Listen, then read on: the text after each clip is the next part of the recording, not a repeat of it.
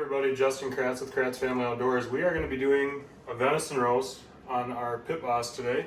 Found this recipe online. We're going to do the marinade steps right now, so you're going to cover it in avocado oil. And then we whipped together this little seasoning blend that I found online. Garlic powder, onion salt, ground pepper, smoked paprika, and regular salt. Of course, we are using our Outdoor Edge knives. We're going to clean up this silvery skin here. And this is the Outdoor Edge Wild Pack. It comes with these 3 knives, bone saw, sharpener, gloves. I think there's some other stuff in there too. So we're going to get this all prepped up and then we'll come right back and show you what it looks like. All right, everybody, we got our silvery skin cleaned up. Got this nice, beautiful venison roast. So next, you're just going to take some oil of your choice. We use avocado oil. You're just going to try and cover the roast with the avocado oil as best as you can. Flip it over, rub some more in on the back side, get the sides covered up, and then we're going to go in and grab some of our seasoning mix here. We're going to cover it up. And we tested this mix. There wasn't a very specific set of measurements for how much of everything you're supposed to add in, so we just kind of winged it, and I think we nailed it pretty good, wasn't it, Chris? Really good. Really good. So we're gonna get everything nice and covered up here, and then we are gonna put it into a food saver bag, and we're gonna seal it up, and we'll let it marinate for the rest of the afternoon in the fridge. Because we so good.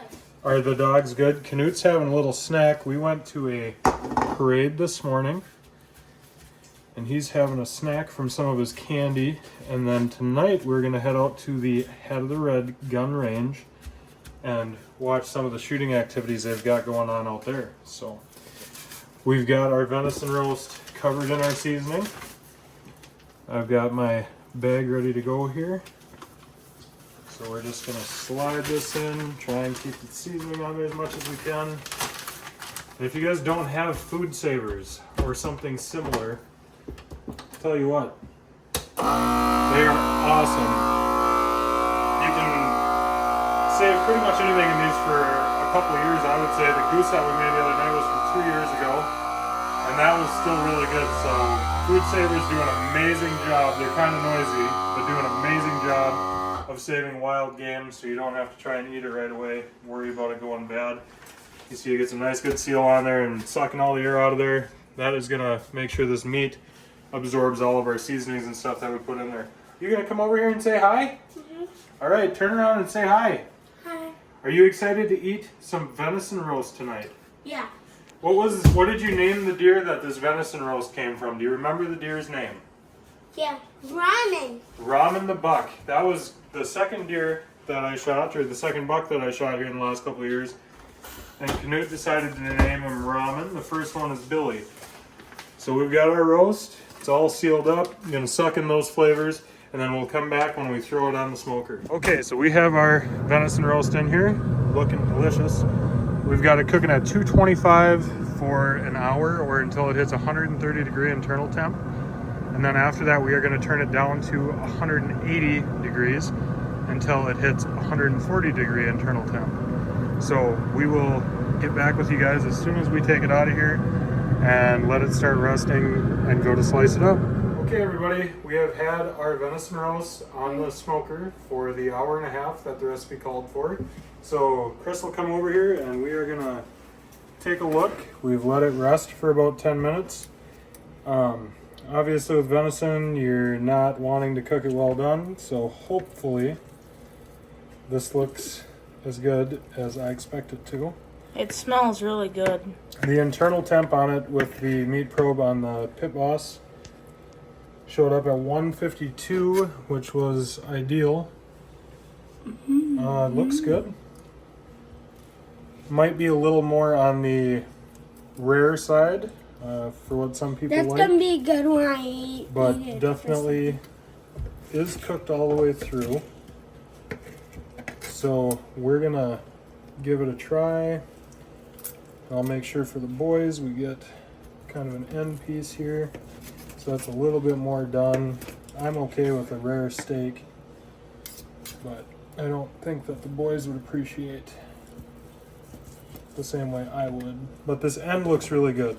And like I said, we tried the marinade out beforehand, and it was kind of sweet, kind of smoky. So hopefully this is really good, but I think it looks delicious. We're gonna, that is a ridiculously large fork for what I'm doing. I'm gonna take and just cut a small little piece here. Then I'm gonna cut a little piece for Knut. And then I'm gonna cut a little piece for Chris. And then for, is that piece for Alright. you? So first try. First try for me now? And it definitely sucked in like that brown sugar. It's sweet. It's good. Mm-hmm. Okay, Knut. Yep.